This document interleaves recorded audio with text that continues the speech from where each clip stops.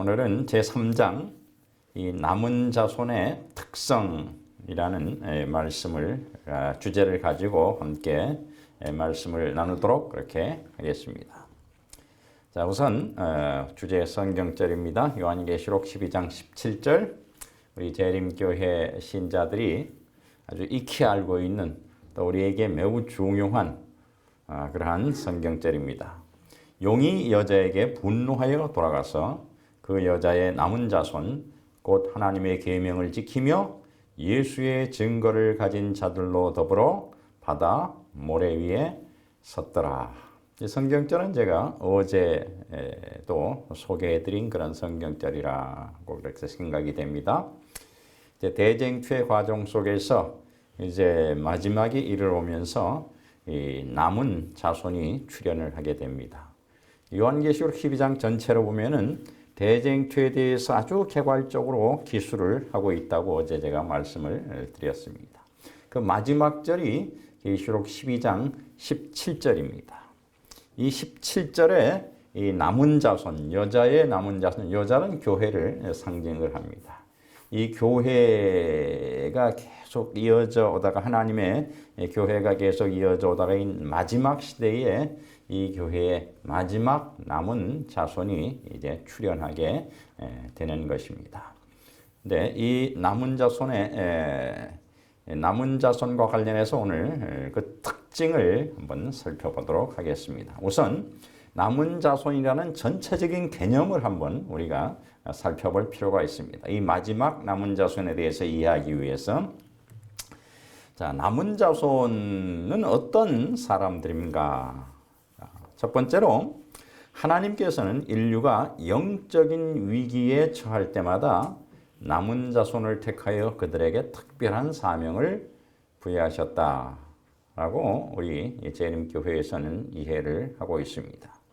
계시록 12장 27절에 언급된 남은 자손, 여자의 남은 자손은 이 지상 역사의 마지막 때에 하나님의 부르심을 받은 특별한 무리다. 그러니까 잠시 후에도 우리가 이렇게 이야기를 하겠습니다만 요 계시록 12장 17절에 언급된 남은 자손은 인류 역사에 등장했던 또 하나님의 부르심을 받았던 그 남은 자손들 중에 또 마지막 때에 부르심을 받은 남은 자손이다. 이렇게 이해를 하시면 되겠습니다. 자, 그래서 우선 인류 역사 속의 남은 자손을 한번 살펴보도록 하겠습니다. 인류 역사 속에서 어떻게 남은 자손들이 그 계보를 이어왔는가 하는 것입니다. 자, 방금 소개해드렸습니다마는 하나님께서는 영적 위기 때에 그분을 위해 일할 사람들을 부르시고 그들에게 특별한 사명을 위탁하셨다. 이 부르심은 개인에게 주어지기도 하지만 아주 드물게 개인에게 주어진 경우도 있습니다. 대부분은 하나의 신앙 공동체가 그 부르심의 대상이 된다. 자, 우선 처음으로라고 우리가 말씀을 할 수 있으면 대표적인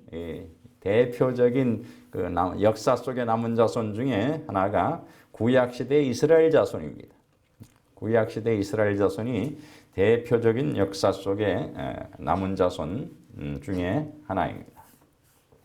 우리 교회 성경 주석에서 이렇게 언급하고 있습니다. 구약시대의 남은 자손은 이스라엘 자손에 이어지는 세대, 즉 하나님의 선택된 백성으로 이루어졌다. 또 우리 재림교회 백과사전에서도 이렇게 언급하고 있습니다. 남은 자손이라는 용어는 여러 세기에 걸쳐서 계속 이어진 하나님의 택함받은 백성으로서의 이스라엘 민족의 연속된 세대들을 일컫는 데서 유래하였다.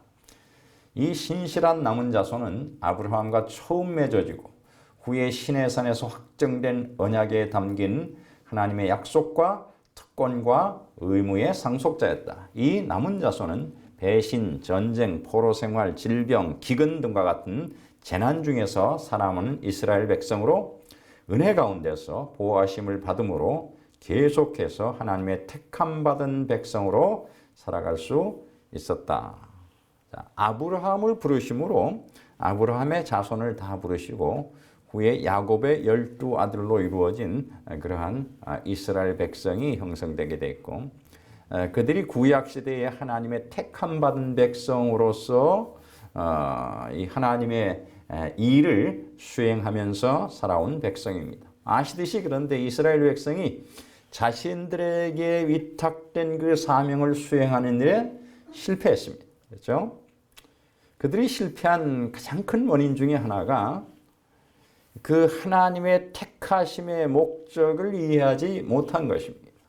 하나님께서는 그들에게 어떤 사명을 위탁하시기 위해서 그들을 이스라엘 백성을 택하셨는데, 그들은 자신들이 택함 받은 것이 무언가 특별한 권위나 특별한 지위나 특별한 어떤 특권이 주어진 것으로 그렇게 이해를 하고 우월감 속에서 그렇게 살아갔습니다. 우리는 이방 민족들하고는 다르다 그러면서 상당한 우월감 속에서 하나님의 택하심 받은 것을 자랑으로 삼으며 살아갔습니다. 사실은 하나님께서 그들을 택하신 것은 그들을 통해서 하나님의 일을 하시기 위해서 그렇게 하셨던 것입니다. 그래서 남은 자손 혹은 남은 무리로의 택하심은 그 사람들이 배타적인 사람이 되도록 택하시는 것이 아니고 처음부터 아주 모든 민족들을 포함할 수 있는, 아주 품을 수 있는 그러한 사람들로 그렇게 택하신 것입니다. 그런데 이 이스라엘 백성이 실패하였죠. 특별히 그리스도를 십자가에 못 박으로 인해서 자신들에게 주어진 그 사명을 성공하지 못하고 실패했습니다. 자, 그래서 이어진 남은 자손이 이어서 하나님의 선택을 받은 남은 자손이 바로 신약시대의 교회입니다. 이스라엘 자손이 그들에게 위탁된 사명 완수에 실패하자 하나님께서는 교회를 세우시고 이 교회에 특별한 사명을 위탁하셨다. 우리가 이 특별한 사명을 다 알고 있습니다. 흔히 우리가 그리스도께서 그 제자들에게 주신 대사명인데, 이 대사명은 당시에 그리스도의 제자뿐 아니라 우리 모두에게도, 오늘날 예수님의 제자가 된 우리 모두에게도 주어진 사명입니다. 마태복음 28장 19절 20절 우리가 잘 알죠. 하나님께서, 주님께서 우리 교회에게 주신 사명입니다. 너희는 가서 모든 족속으로 제자를 삼아 아버지와 아들과 성령의 이름으로 침례를 주고 내가 너희에게 분부한 모든 것을 가르쳐 지키게 하라. 그때부터 지금까지, 아니 세상 끝까지 이 사명은 모든 그리스도인들에게 주어진 사명입니다. 이 사명을 이루는 것이 그리스도인들로서의 사명, 그리스도인으로서의 역할이고 그리스도인으로서 해야 될 일이고 또 그리스도인들이 모인 교회가 해야 될 일입니다. 이 사명을 우리는 한시도 잊어서는 안 되는 그런 사명이라 생각합니다. 바로 이러한 사명이 교회에게 주어졌습니다. 이렇게 해서 그리스도교는 드러난 하나님의 뜻의 수탁자로서 이 땅에서의 그분의 목적을 대리하는 공동체로서 사람의 구원을 위해 복음을 전파하는 데 그분의 택함받은 도구로서 유대교를 계승하여 영원한 언약의 약속과 특권과 의무의 상속자가 되었다. 그래서 유대교를 계승한다는 게 좀 어색할지 모르겠지만은 유대교의 후신이라는 것이 아니고 유대교를 이어받았다는 것이 아니고 유대교에게 주어졌던 남은 자손으로서의 특권 혹은 그 위탁된 사명, 그것이 이스라엘 백성이 실패함으로 신약의 교회가 그 사명을 이어받았다 하는 의미로 우리가 이해해야 될 것입니다. 자, 그런데 이후에 이제 교회의 역사가 계속되면서 이제 교회가 배도하는 세력들이 교회 안에 크게 성장을 했습니다. 그래서 하나님께서 또 다른 당신의 백성을 선택하셨는데 그것이 바로 종교개혁 시대의 개신교회입니다. 초대교회 시대가 지나고 배교회 시대가 도래하였고 하나님의 백성은 박해를 받고 이리저리 흩어졌다. 이 같은 상황 속에서 하나님께서는 16세기의 종교개혁을 통해서 다시 한번 한 남은 자손을 이번에는 영적 바벨론으로부터 이끌어내기로 하셨다. 우리 재림교회 성경 주석의 기술입니다. 자, 우리 백과사전에서도 이렇게 또 언급하고 있습니다. 종교개혁 시대의 개신교회들은 한 세기 이상 계속된 교황권의 배도 이후에 등장한 하나님의 신실한 남은 무리로 여겨질 수 있다. 재림교회는 개신교회의 여러 분파가 하늘의 임명을 받은 진리의 선구자로서 각각 자신에게 주어진 사명에 따라 복음의 각 부분을 본래의 순수한 상태로 회복시켰다고 믿는다. 하지만 이들은 하나씩 차례로 진리에 대한 자신들의 부분적 이해에 만족함으로 하나님의 말씀 빛이 증가했음에도 불구하고 앞으로 더 나아가는 일에 실패하였다. 그들이 앞으로 나아가는 일을 거절함에 따라 하나님께서는 이 땅에 거하는 사람들에게 그분의 진리를 선포할 다른 하나의 택한 도구를 불러내셨다. 처음 이 개신교회가 부르심을 받을 때, 종교개혁을 통해서 그 개혁운동을 통해서 개신교회가 탄생할 때에 하나님께서 그들에게 특별한 사명을 위탁하시고 그 사명들을 그들이 이루어 나갔습니다. 하지만 세월이 지나면서 이들이 자기들이 받은 그 당시의 어떤 빛만의 그 진리의 빛만을 가지고 안주하면서 앞으로 더 전진해 나가기를 거부하였다 그랬습니다. 그래서 더 이상 그들에게 빛이 주어지지 않고 이제는 이 마지막 때가 이르러서 이 세상에 전파할 또 다른 하나님의 기별이 주어지므로 하나님께서 다른 하나의 택한 도구, 다른 하나의 남은 자손을 부르셨다. 이렇게 여기에 기술하고 있습니다. 그래서 이제 이후로 마지막 시대에 남은 자손이 등장을 하게 됩니다. 자, 이제 이 남은 자손의 출현, 지금부터 이 남은 자손이란 말은 이 마지막 시대의 남은 자손을 말합니다. 이 남은 자손의 출현, 계시록 12장 17절은 하나님의 계명을 지키고 예수의 증거를 가진 자들인 또 하나의 남은 자손의 출현에 대해 언급하고 있다. 이들은 이 세상 역사의 마지막 시대에 출현하는 남은 자손이기에 마지막 남은 자손 혹은 마지막 시대의 남은 자손이라 불리기도 합니다. 여기 다시 재림교회 백과사전의 언급입니다. 최종적으로 하늘의 마지막 기별이 세상에 전파되어야만 하는 시기인 마지막 때의 도래와 함께 하나님께서는 오랜 세월 동안 이어져 온 믿음의 영웅들의 훌륭한 계보를 잇는 계시록 12장 17절에 언급된 또 하나의 남은 자손을 부르셨다. 여러 남은 자손이 있었다는 얘기죠. 이제 마지막 남은 자손이라고 우리가 생각하는데 또 하나의 남은 자손을 부르셨다. 이들은 하나님의 은혜로운 구원의 선물을 받아들이라는 이 세상을 향한 그분의 최후 호소를 선포하도록 지명된 그분의 마지막 남은 자손이다. 이것이 우리 교회의 이 마지막 남은 자손에 대한 이해입니다. 자, 이러면서 이제 재림교회가 어떤 확신을 가지고 있는가 이와 관련해서 재림교회 성도들은 이 교회 역사의 초기부터 자신들이 하나의 교회로서 계시록 12장 17절에 언급된 남은 자손임을 확신했다. 이제까지 그런 확신을 가지고 있습니다. 우리 교회가 1840년대에 시작됐죠.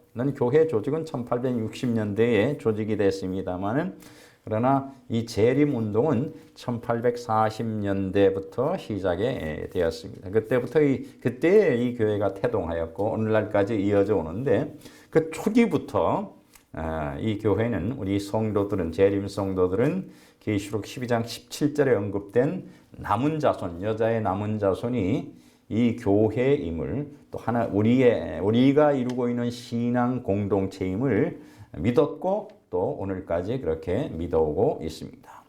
우리 성경 주석 7권에 이렇게 또 말씀하고 있습니다. 우리의 믿음에 대해서 처음부터 제7일 안식일 예수 재림교회 신자들은 죄인들에게 그리스도를 받아들이라는 하나님의 최후의 호소인 계시록 14장 6절로 12절의 세 천사의 기별을 대담하게 선포했으며 또한 겸허히 그들의 운동이 이 재림 운동을 말합니다. 우리가 이게 하고 있는 그들의 운동이 여기에 남은 자손으로 지칭된 바로 그 운동이라고 믿었다.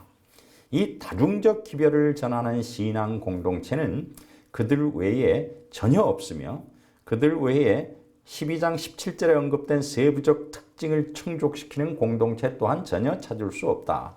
이처럼 그들 외에는 그 누구도 자신이 17절에 언급된 남은 자손이라고 주장할 수 있는 확실한 성경적 증거를 가지고 있지 않다.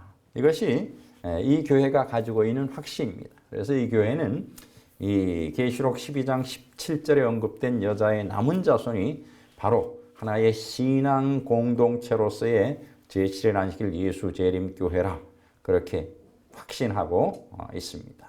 여러분과 저를 포함한 이 신앙 공동체입니다.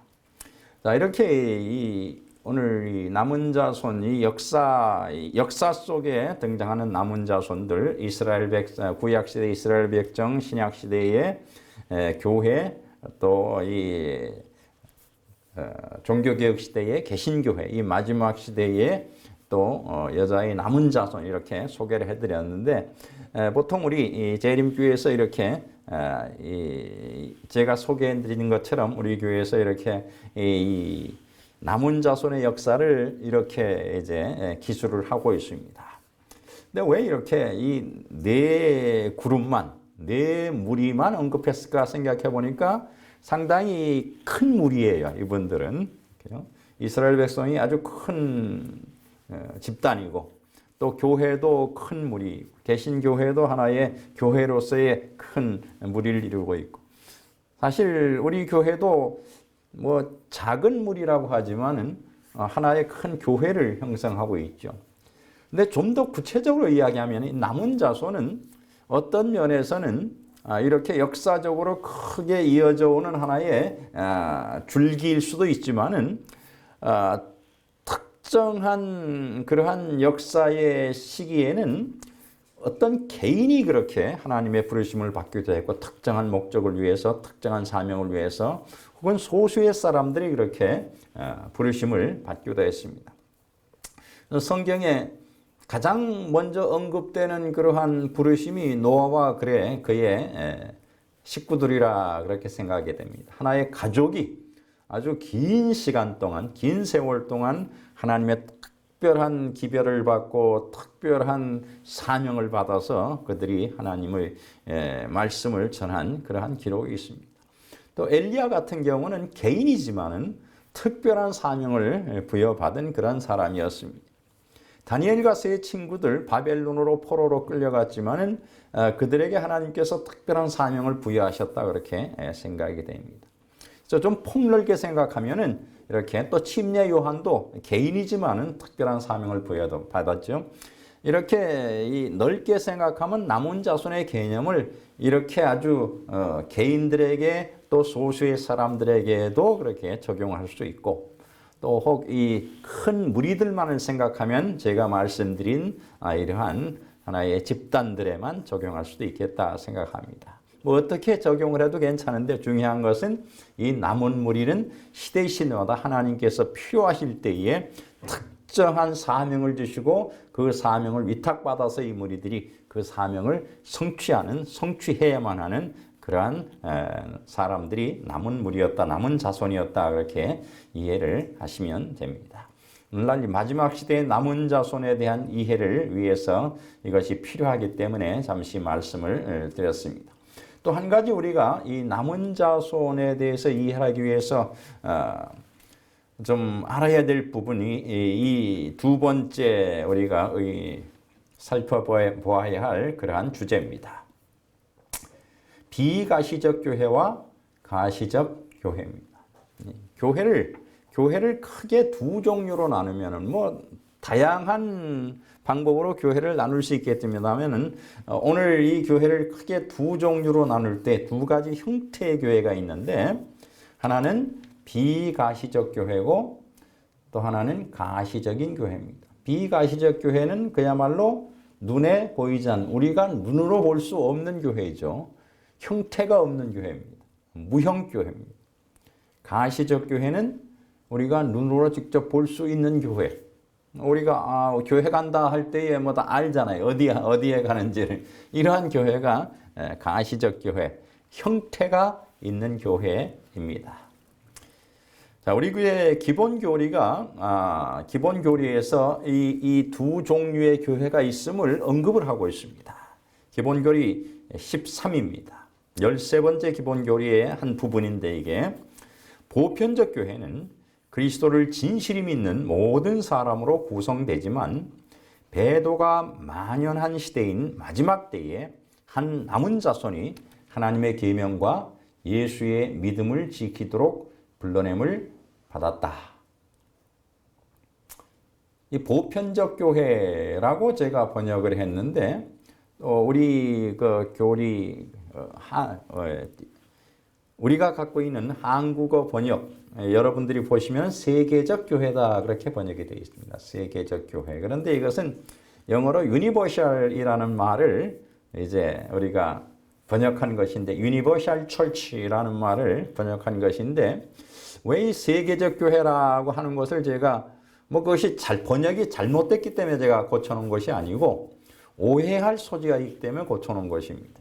세계적이다라고 해도 되고 보편적이다 해도 되는데 근데 세계적 교회다고 할 것 같으면은 우리 제7회 안식일 예수 재림교회가 이미 글로벌 철치입니다. 세계적인 교회이기 때문에 구분이 안 될 수 있을 것 같아가지고 제가 이 보편적 교회라는 용어를 그렇게 썼습니다. 사실은 그렇게 하면은 이 세계적 교회를 제7회 안식일 예수 재림교회로 보면은 남은 자손과 동일한 교회가 되기 때문에 조금 혼란이 올 수 있을 것 같아서 보편적 교회라는 용어를 썼는데 여기 하여튼 두 종류의 교회에 대해서 이야기를 하고 있습니다. 이 보편적 교회는 그리스도를 진실히 믿는 모든 사람들이 포함된 교회고 또 이 남은 자손은 특별히 하나님께서 이 마지막 때에 특별한 목적을 가지고 부르신 사람들이다 하는 것이 우리 교회의 보편적인 믿음입니다. 자, 비가시적 교회와 가시적 교회에 대한 우리 교회의 정의입니다. 이제 비가시적 교회를 이렇게 정의하고 있습니다. 보편적 교회라고도 불리는 비가시적 교회는 전 세계에 퍼져 있는 모든 하나님의 백성으로 구성된다. 이 교회는 가시적 교회 안에 있는 눈에 보이는 교회 안에 있는 신자들과 비록 어떤 교회 조직에 속하지는 않았을지라도 그리스도께서 자신들에게 주신 모든 빛을 따른 많은 사람을 포함한다. 눈에 보이지 않는 진실한 하나님의 백성들. 예수님께서 이 우리 안에 들지 않은 양도 있다고 했는데 그 양, 예수님의 양은 양이죠. 예수님이 목자이고 그들이 예수님의 양이지만은 우리 안에 아직 들어오지 않은 양들도 있다고 했는데 그 모든 하나님의 백성을 포함한 이 교회가 비가시적, 무형교회, 눈에 보이지 않는 그런 교회입니다. 그러나 이들은 그야말로 그리스도 안에서 구원받고 하나님의 참된 백성이 된 그런 사람들입니다. 좀 더 폭넓게 생각하면은 저는 이 교회의 궁극적으로는 우주에 타락하지 않은 거민들도 이 교회의 일원이라 그렇게 생각을 합니다. 결국은 우리가 한 목소리로 한 교회로서 하나님을 찬양하게 될 것입니다. 이 무형교회를 좀 더 폭넓게 생각하면 이 땅에 있는 하나님의 백성들뿐 아니라 온 우주에 하나님의 백성들이 다 포함될 수 있다 그렇게 생각을 합니다. 자, 이제 가시적 교회에 대해서는 우리가 이렇게 정의를 하고 있습니다. 가시적 교회 혹은 유형교회는 봉사를 위해 조직된 하나님의 교회다.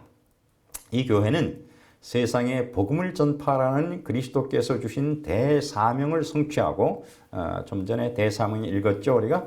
그분의 영광스러운 재림을 위하여 사람들을 준비시킨다. 눈에 보이는 교회, 유형교회, 또 조직이 된 교회, 이 교회들은 봉사를 위해서 조직된 교회입니다.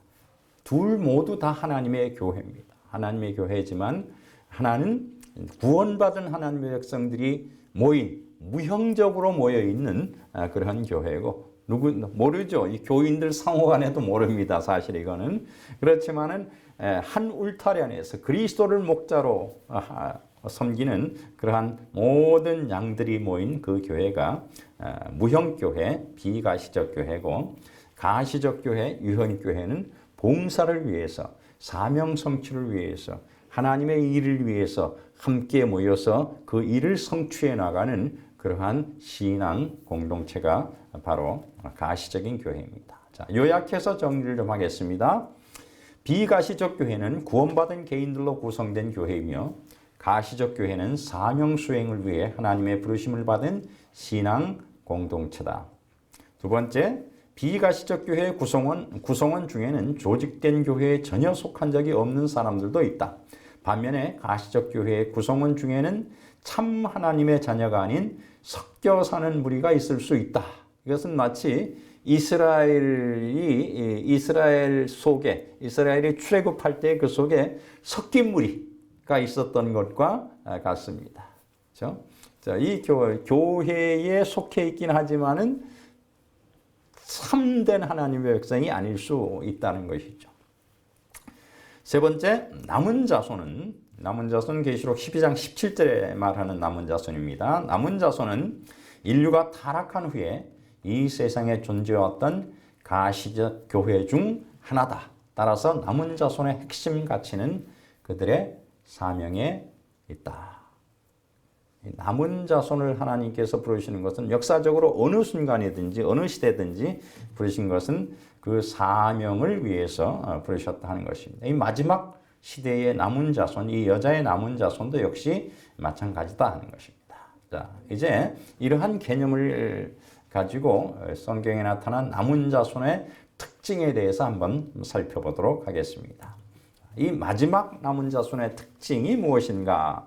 계시록 12장 17절에 언급된 이 남은 자손의 특징, 이것을 우리는 계시록 12장 17절과 계시록 14장 12절 이 두 성경절 속에서 발견하게 됩니다. 계시록 12장 17절입니다. 용이 여자에게 분노하여 돌아가서 그 여자의 남은 자손 곧 하나님의 계명을 지키며 예수의 증거를 가진 자들로 더불어 싸우려고 바다 모래 위에 섰더라. 그다음에 계시록 14장 12절의 말씀은 성도들의 내가 여기 있나니 저희는 하나님의 계명과 예수 믿음을 지키는 자니라. 이 두 성경절을 기초로 해서 우리 재림교회에서는 마지막 남은 자손의 특징, 또 이 마지막 시대의 남은 자손의 특징을 이렇게 세 가지로 정리를 합니다.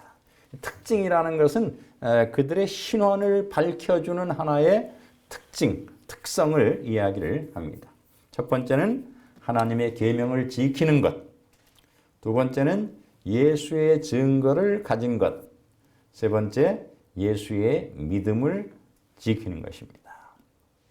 이 시간에는 한 가지를 좀 깊이 있게 살펴보도록 하겠습니다. 이것은 모두 다 세 가지 모두 다 매우 중요한 것이기 때문에, 또 왜 남은 자손이 이러한 특징들을 가지고 있는가 하는 것, 이것을 우리가 아주 심도 있게 살펴보고 또 왜 이것이 진짜로 중요한 것인가를 알아야 하기 때문에 그렇습니다. 자, 첫 번째, 하나님의 계명입니다. 하나님의 계명을 지키는 것, 하나님의 계명을 준수하는 것. 이것이 남은 자손이 이러한 특징을 가지고 있다는 것이 어떤 의미를 가지고 있고 왜 중요한가 하는 것 우리가 알 필요가 있습니다. 자, 계명 준수의 목적이 뭘까? 우리가 하나님의 계명을 준수하기 위해 애쓰고 있습니다. 그렇죠? 그런데 그런 계명 준수의 목적이 뭘까? 우리 성경 주석을 기초로 해서 우리는 이렇게 알 수 있습니다.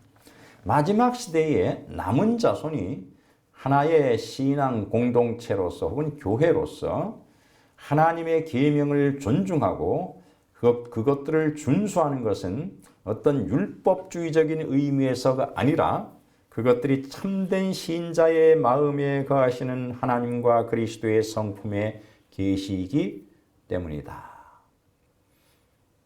어떤 말로 하면은 이 율법주의라는 말씀이 나왔으니까 여기에 율법주의라는 것은 아주 쉽습니다. 율법을 지킴으로 해서 구원받고자 하는 그러한 노력, 그것이 율법주의입니다. 내가 구원을 받아야 되죠. 우리가 구원을 받아야 되는데 그 구원을 내가 받기 위해서 율법을 지키는 것. 율법을 지켜서 구원받고자 하는 시도. 그것이 율법주의입니다. 근데 이것이 구원받기 위해서 율법을 지키는 것만이 아니고 이미 받은 구원을 유지하기 위한 수단으로 율법을 지키는 것도 율법주의입니다. 그래서 우리 교회는 재림교회는 이 모든 것을 다 거부합니다. 이 율법주의를 아주 배척합니다. 율법주의는 우리 교회의 교리가 결코 아닙니다. 그러면 그렇게 우리가 이해를 하면은 율법을 지켜서 구원받고자 하는 시도를 하는 사람들은 엄격한 의미에서는 재림 성도가 아닙니다. 그렇죠? 만약에 또한 우리가 은혜로 구원을 받았지만은 내가 받은 구원을 유지하기 위해서 나는 율법을 지켜야 된다. 그래서 나는 내 구원을 유지하기 위해서 율법 지킨다. 구원은 받았지만은 하늘을 가려면 율법 지켜야 된다. 그래서 율법 지킨다. 그렇게 하는 것도 뭐다? 율법주의입니다. 그것도. 구원 얻기 위해서 율법 지키는 것, 얻은 구원을 유지하기 위해서 율법을 지키는 것, 명확하게 우리 교회의 백과사전이 그것은 율법주의다 그렇게 했고 우리는 그것을 배척한다 그렇게 했습니다. 우리가 은혜로 구원을 받고 또한 그 동일한 방식으로 우리의 구원을 유지하게 되는 것입니다. 그런데 여기에 그럼 왜 율법을 지키냐? 여기 뭐라고 해놨습니까? 제가 빨간 글씨로 조금 강조해 놨는데 우리가 율법을 지키는 이유는 또 율법을 지키게 되는 것은 이것이 참된 신자의 마음에 거하시는 하나님과 그리스도의 성품의 계시이기 때문이다. 이 말을 좀 생각을 해보니까 이런 의미 같아요. 우리가 정말로 하나님을 진실하게 섬기는 참된 신자라고 할 것 같으면 아주 자연스러운 결과로서 우리의 삶 속에서 언행이죠. 삶 속에서 우리의 말과 우리의 행동을 통해서 하나님의 모습이 드러나게 된다는 것입니다. 그 하나님의 모습이라는 것이 하나님의 삶의 모습, 그리스도의 삶의 모습이 우리의 일상의 삶으로 나타나는 것이 바로 율법과 조화된 삶입니다. 그래서 그것은 우리가 지키기 위해서 노력하는 것이 아니고 그리스도를 믿고 그리스도를 신뢰하고 하나님을 섬기는 가운데서 자연스럽게 우리의 삶 속에서 나타나게 된다는 것입니다. 그것이 바로 우리가 율법에 조화된 삶을 살게 되는 것이다. 그래서 이것은 우리가 노력하는 것이 아니고 우리가 하나님 안에 그리스도 안에 있음으로 인해서 그 결과로서 얻어지는 것이다. 자, 대쟁투와 율법 준수. 우리가 어제 그저께 이 대쟁투와 관련해서 아주 율법이 얼마나 중요한가를 함께 공부를 했습니다. 하나님의 율법은 처음부터 대쟁투의 핵심 쟁점이었다. 사탄은 이 싸움에서 지속적으로 그분의 율법을 전복시키기 위해 애써왔다. 이 우주전쟁의 마지막 싸움에서의 쟁점 또한 하나님의 율법이다. 어제 이 남은 자손이 이 우주전쟁, 이 대쟁투의 마지막 싸움을 위해서 이제 사탄이 그 마지막 싸우기 위해서 준비하고 있잖아요. 그러니까 처음부터 싸움하기로 이 사탄과 싸우기로 그렇게 운명 지어진 상태에서 마지막 남은 자손은 출현을 하게 됩니다. 그런데 이 대쟁투의 쟁점이 처음부터 끝까지 하나님의 율법입니다. 그래서 이 대쟁투에 있어서 율법은 매우 중요한 역할을 하고 있습니다. 자, 여기에 하나님의 율법에 대한 전쟁은 하늘에서 시작되었고 그 전쟁은 세상 종말까지 계속될 것이다. 모든 사람은 시험을 받게 될 것이다. 순종이냐 불순종이냐는 온 세계가 결정해야 할 문제이다. 모든 사람은 하나님의 율법과 사람의 율법 중에 어느 하나를 택하라는 요구를 받게 될 것이다. 그때 분리의 선은 그어질 것이며 거기에는 오직 두 가지 부류의 사람밖에 없을 것이다. 모든 품성은 적나라하게 드러날 것이며 모든 사람은 저희가 충성의 편을 택했는지 아니면 반역의 편을 택했는지를 보여주게 될 것이다. 세상에는 그리스도의 피 묻은 깃발 아래 서 있는 사람들과 반역의 검은 깃발 아래 서 있는 사람들, 오직 이 두 부류의 사람들만 존재한다. 요한계시록 12장에는 순종하는 자들과 불순종하는 자들 사이에 벌어지고 있는 대쟁투가 묘사되어 있다. 자, 그러면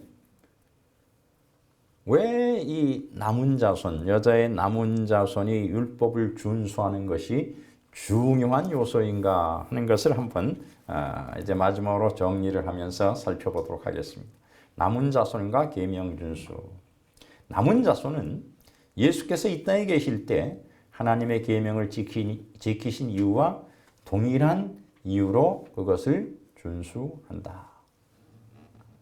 예수께서 자기의 영광이 아닌 아버지의 영광을 위하여 계명을 준수하신 것처럼 남은 자손도 하나님의 영광을 위하여 계명을 준수한다. 하나님의 계명을 지키는 자들로서의 남은 자손의 존재는 대쟁적 측면에서 그 의미가 매우 중요하다. 남은 자손이 대쟁투 마지막 싸움을 위해서 출현하게 됩니다. 영과의 마지막 싸움을 위해서. 그런데 이 대쟁투의 핵심 쟁점이 율법입니다. 근데 남은 자손의 특징 중에 하나가 하나님의 계명을 지키는 것입니다. 이것은 남은 자손이 하나님의 계명을 지키는 자들이라는 것이지 하나님의 계명을 지킴으로 남은 자손이 된다는 것은 아닙니다. 그렇게 우리가 착각을 하면 안 됩니다. 남은 자손은 하나님의 계명을 지키는 사람들이지 우리가 하나님의 계명을 지키는 것으로 남은 자손이 된다 하는 의미는 아닙니다.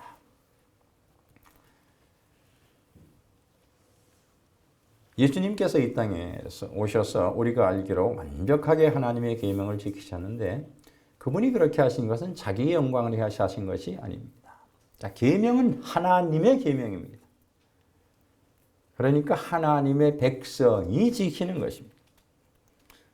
계명을 지키는 자들은 이미 하나님의 백성이 되었다는 얘기입니다. 우리가 어떤 사람이 대한민국 국법을 아무리 잘 지킨다고 해서 한국 국적을 취득할 수는 없습니다. 법을 잘 지키는 것으로 어떤 사람들이 시민권을 얻을 수는 없습니다. 제가 미국 가서 아무리 미국 법을 잘 지킨다 해도 그것 때문에 저에게 미국 시민권이 주어지지는 않습니다. 그러나 대한민국 국민은 대한민국 법을 지켜야 합니다. 그래서 우리가 하나님의 법을 지키는 것은 하나님의 백성이 되기, 하나님 나라의 백성이 되기 위해서 지키는 것이 아니고 하나님 나라의 백성이기 때문에 지키는 것입니다. 그래서 이것은 매우 자연스러운 일인데 많은 그리스도인들이 좀 혼란스러워하는 것 같습니다. 그래서 우리가 하나님의 백성으로서 하나님의 법을 지키는 것은 매우 자연스러운 것입니다. 우리가 사탄의 법을 지키는 게 부자연스러운 거예요. 하나님의 백성으로서는. 그런데 어떤 사람들은 하나님의 법을 지키는 게 참 힘들고 부자연스럽게 생각됩니다. 그럼 뭐 좀 이상한 겁니다. 살펴봐야 돼. 왜 그런가? 하나님의 백성이라고 공언하면서 하나님을 사랑한다고 공언하면서 그리스도를 사랑한다고 공언하면서 하나님의 계명, 하나님의 율법을 지키는 것이 좀 불편하고 부담스럽고 좀 이상하고 그러면은 뭔가 문제가 있는 것입니다. 그래서 자연스러워야 됩니다. 우리는 하나님의 법을 따라 사는 것이 또 그것이 하나님의 백성의 해야 할 일이라 그렇게 생각이 됩니다. 자, 이 대쟁적 측면에서 왜 이것이 매우 중요한가 하는 것을 이미 말씀을 드렸습니다. 자, 두 번째 하나님의 마지막 남은 자손의 특징입니다. 예수의 증거를 가진 것입니다. 자, 예수의 증거를 우리는 예언의 신으로 이해를 하고 있는데 왜 그렇게 이해를 하고 있는가 하는 것을 잠시 말씀드리고자 합니다. 이 성경이 말하고 있는 이 계시록 12장 17절에서 언급되어 있는 예수의 증거라는 용어는 두 가지 의미로 해석될 수 있는 용어입니다. 그중 하나는 그리스도인이 전하는 예수 그리스도에 관한 증거. 우리가 그리스도를 전할 때에 그리스도에 대한 증거입니다. 그것이. 그래서 그것을 예수의 증거라 그렇게 할 수도 있습니다. 다른 하나는 예수 그리스도로부터 시작하여 선지자들을 통해 그의 교회에 전해진 증거. 우리 성경 주석에서 이렇게 두 가지 해석이 될 수 있다라고 이야기를 하고 있습니다.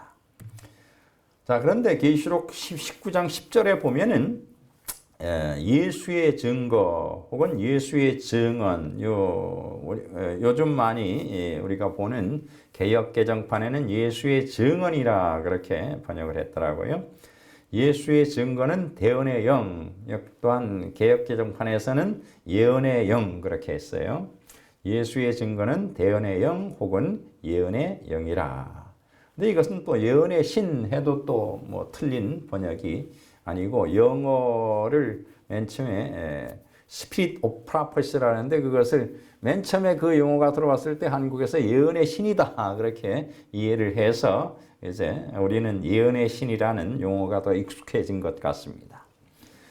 이 요한계시록 19장 10절의 말씀에 근거하여 재림교회는 예수의 증거를 아까 그 두 가지 해석 중에서 두 번째인 예수 그리스도로부터 시작하여 선지자들을 통해 그의 교회에 전해진 증거로 이해합니다.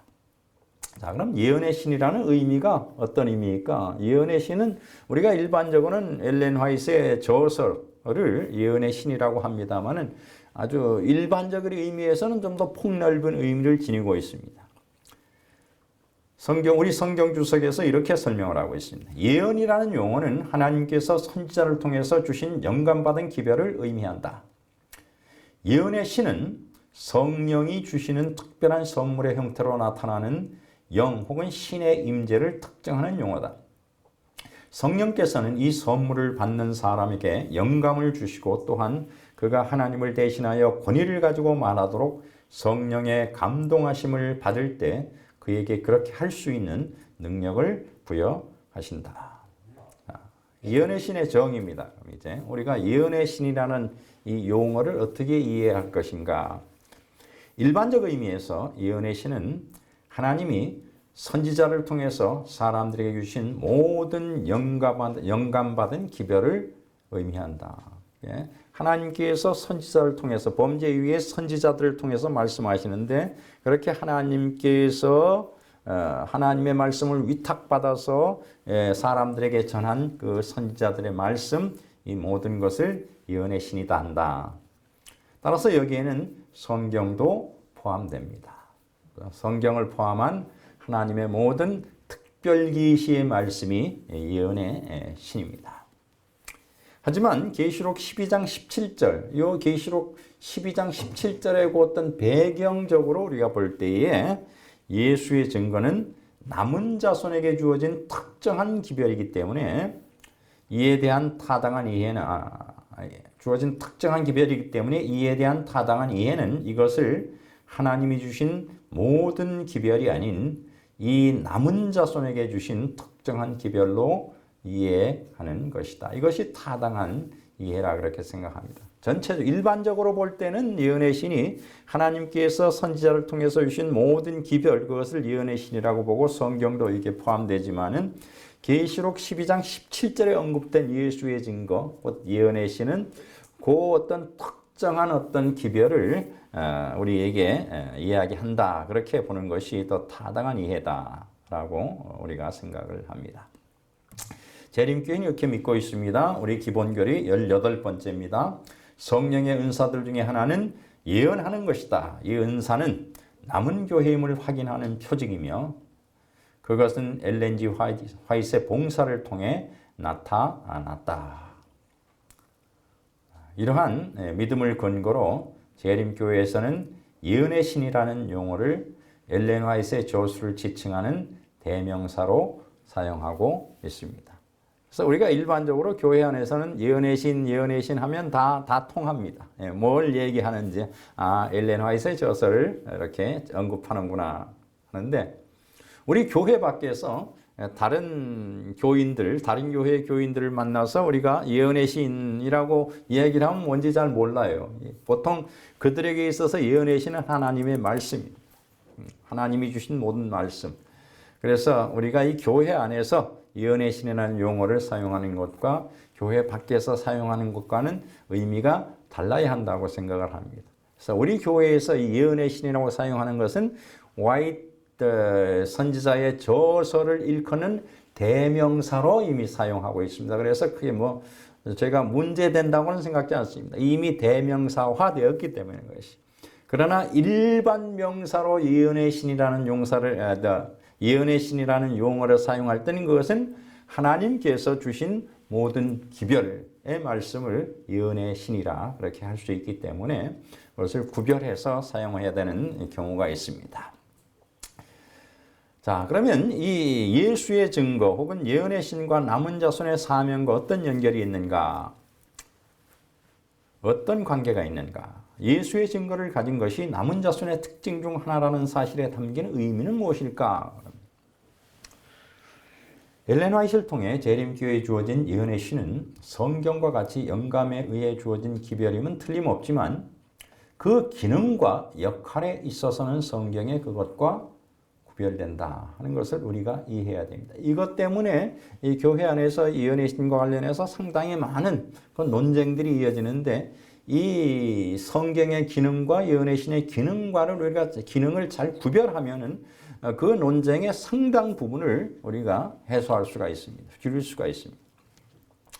이와 관련해서 제가 두 가지 점을 말씀드립니다. 엘렌 화이트는 하나님께서 남은 자손에게 보내신 선지자다. 이 엘렌 화이트는 다른 교회에 보내신 선지자 아니고 다른 그리스도인들에게 보내진 선지자가 아닙니다. 이 재림교회에 보내진 이 재림 운동을 위해서 보내진 그러한 선지자입니다. 구약 시대의 많은 선지자가 이스라엘 민족에게 보내심을 받았듯이 이 마지막 시대에 엘렌 화이트이 하나님의 선지자로 남은 교회인 재림교회에 보내심을 받았다. 이는 하나님께서 이 교회에 주실 특별한 기별을 갖고 계심을 의미한다. 하나님이 선지자를 보내셨다는 것은 기별이 있다는 것입니다. 기별이 없는데 선지자를 보내시는 일은 없습니다. 남은 자손은 사명을 위해 부르심을 받은 무리이기에 그들에게 선지자를 통해 주신 기별 또한 그들의 사명과 연관되어 있음이 분명하다. 두 번째, 성경과의 비교입니다. 성경은인데 의라고 되어 있네요. 성경은 인류를 위한 하나님의 구속사역에 그 초점을 맞추고 있고 엘렌 화이트의 저술은 우주적 대쟁투에 그 초점을 맞추고 있다. 성경에는 지구 창조와 인류의 타락에서 시작하여 악인들의 멸망까지의 하나님의 구속사역의 역사가 기록되어 있으며 엘렌 화이트의 저술에는 하나님께 대한 사탄의 반역, 곧 우주의 죄가 처음으로 들어온 때로부터 시작해서 우주에서 죄가 근절될 때까지의 대쟁투의 역사가 기술되어 있다. 그래서 이 성경의 기능이나 역할과 예언의 신 엘렌 화이트 저서의 기능과 역할을 우리가 잘 구분해야 됩니다. 예언의 신은 성경의 부족한 부분을 채우기 위해 주어진 기별이 아니다. 이것을 꼭 우리가 염두에 둬야 합니다. 어떤 분들은 이 성경이 좀 부족하기 때문에 성경의 기별이 부족하기 때문에 하나님께서 또 다른 기별을 주셔서 그 부족한 기별을 채워주셨구나. 그런데 그렇지 않습니다. 성경은 완전한 책입니다. 완벽한 책입니다. 이 대쟁투 서문에 이렇게 기록하고 있습니다. 하나님께서는 당신의 말씀을 통하여 구원에 필요한 지식을 인간에게 위탁하셨다. 우리는 성경을 하나님의 뜻에 대한 권위 있고 확실한 계시로 받아들여야 한다. 성경은 품성의 표준이요 교리의 계시자요 체험의 시금석이다. 하나님께서는 당신의 말씀을 통하여 구원에 필요한 지식을 인간에게 위탁하셨다. 구원을 위한 모든 지식이 성경에 담겨 있습니다. 자, 그렇다면 예언의 신의 역할과 기능을 우리가 어떻게 봐야 할까? 남은 자손은 하늘에서 시작되어 오랫동안 계속된 선악의 대쟁투의 마지막 싸움에서 하나님 편에 서서 사탄을 대적하여 싸우도록 부르심을 받은 그분의 특별한 백성이다.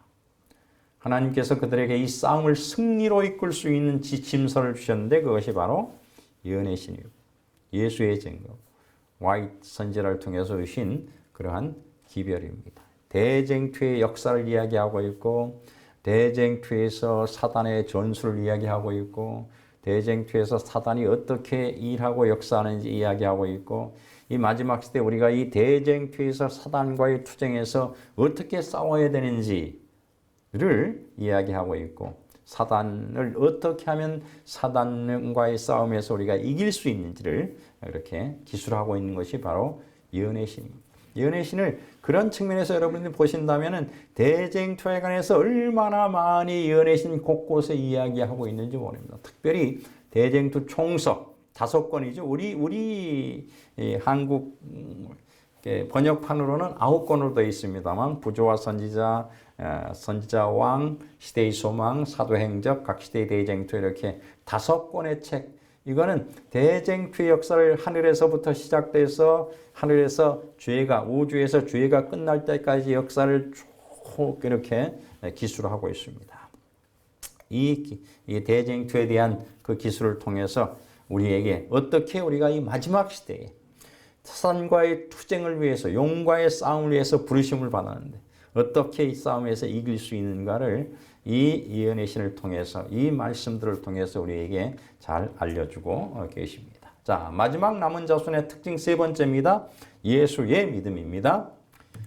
자, 우리 성경은 예수 믿음이라고 번역이 되어 있습니다만 이 원어는 예수의 믿음으로 번역이 될 수도 있고 예수를 믿는 믿음으로 번역이 될 수도 있습니다.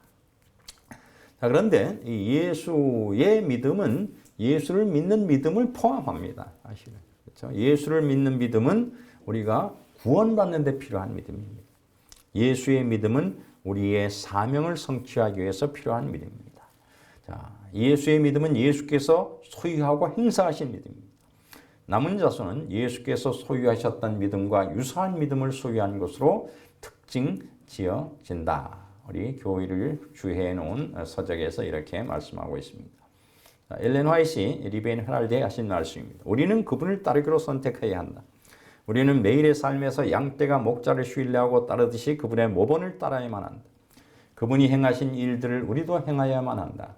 우리가 그분과 같이 되기를 애쓰고 우리의 뜻을 그분의 뜻에 조화시키기 위해 노력한다면 우리는 그분을 드러내 보이게 될 것이다.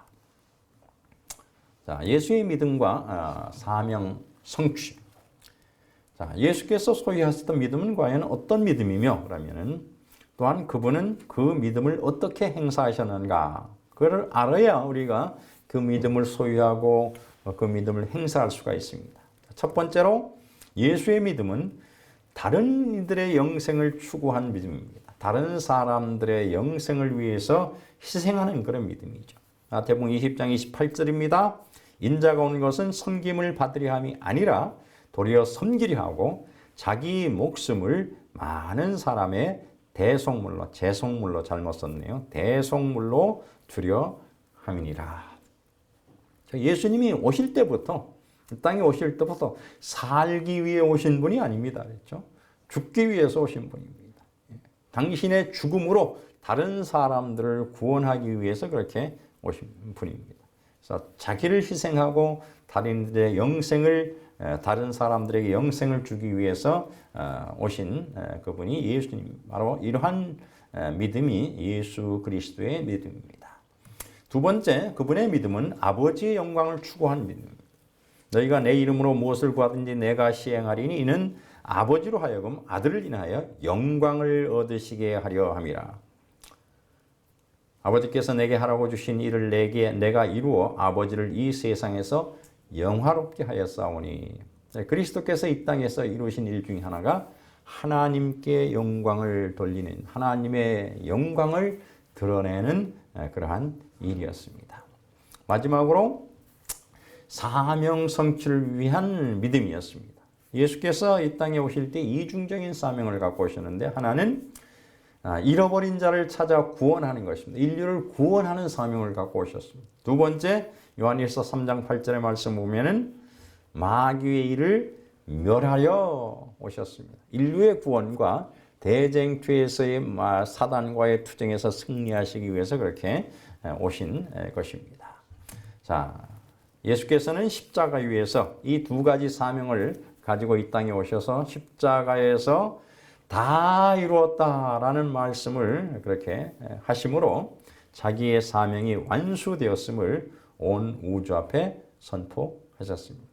인류의 구원을 위한 그분의 사명과 사단과의 투쟁에서의 승리를 위한 그분의 사명이 십자가를 통해서 이루어진 것입니다. 자, 이제 예수의 믿음과 관련된 결론적인 언급입니다. 마지막 남은 자손은 예수에 대한 믿음뿐 아니라 예수에 대한 믿음뿐 아니라 예수의 믿음도 지키는 무리다. 예수에 대한 믿음은 구원과 관계된 믿음이고 예수의 믿음은 우리의 사명과 관계된 믿음이다. 물론 이 남은 자손은 다 구원받은 사람들입니다. 우리에게 사명이 주어진 것은 그리스도 안에서 구원받은 상태로 있기 때문에 사명이 주어지는 것입니다. 당연하게 우리가 그리스도에 대한 믿음이 있어야 합니다. 그러나 거기에 더하여 우리는 예수의 믿음도 있어야 하는데 그것은 이 예수의 믿음을 통해서 이 믿음을 활용하는 것을 통해서 이 믿음을 우리의 삶 속에 행사하는 것을 통해서 우리의 사명을 성취해 나갈 수 있기 때문에 그렇습니다. 두 번째, 예수의 믿음은 예수께서 이 땅에 계실 때 소유하고 행사하셨던 믿음을 의미한다. 그분은 이 믿음으로 자기에게 주어진 사명을 성취하셨다. 마지막으로 예수의 믿음을 지키는 마지막 남은 자손은 예수께서 이 땅에 계실 때 행사하셨던 믿음과 유사한 믿음을 행사하는 무리다. 그들은 이 같은 믿음을 행사하여 대쟁투에서 사단의 일을 멸하시는 그분의 일에 동참한다. 우리에게 이러한 믿음이 필요한 것은 바로 우리가 이 땅에서 우리에게 주어진 특권인 하나님의 일을 하는 사람들이기 때문에 그렇습니다. 하나님의 일을 하는 것은 하나님께서 위탁하신 사명을 성취하는 일을 이 땅에서 이루어 나가는 것은 우리에게 주어진 부담이 아니고 짐이 아니고 특권입니다. 우리가 사랑하는 사람이 나에게 뭘 부탁하면은 기쁘잖아요. 그렇죠? 많이 부탁할수록 기쁩니다. 내가 할 수 있는 일을. 우리가 하나님을 사랑하고 그리스도를 사랑하는데 하나님께서 그리스도께서 우리에게 어떤 일을 위탁하시고 사명을 위탁하신다는 것은 우리가 누릴 수 있는 가장 큰 특권입니다. 그러한 특권을 이 재림교회가 가지고 있는 것입니다. 그런 사명 성취를 위해서 하나님께서 우리에게 많은 방법들을 제시하시고 또 그 일을 할 수 있도록 우리에게 믿음을 주시고 그 일을 할 수 있도록 우리에게 지침서를 허락하시고 오늘 우리가 하나의 신앙 공동체로서 그 일을 성취해 나갈 수 있도록 우리를 오늘도 인도하시는 그분께 감사하시는 여러분과 제가 되기를 간절히 바라겠습니다. 오늘도 함께 하신 주님께 감사하며 오늘 말씀을 여기서 줄이겠습니다. 내일 계속해서 남은 무리와 관련된 이런 공부를 또 함께 할 수 있도록 그렇게 시간을 갖겠습니다. 고맙습니다.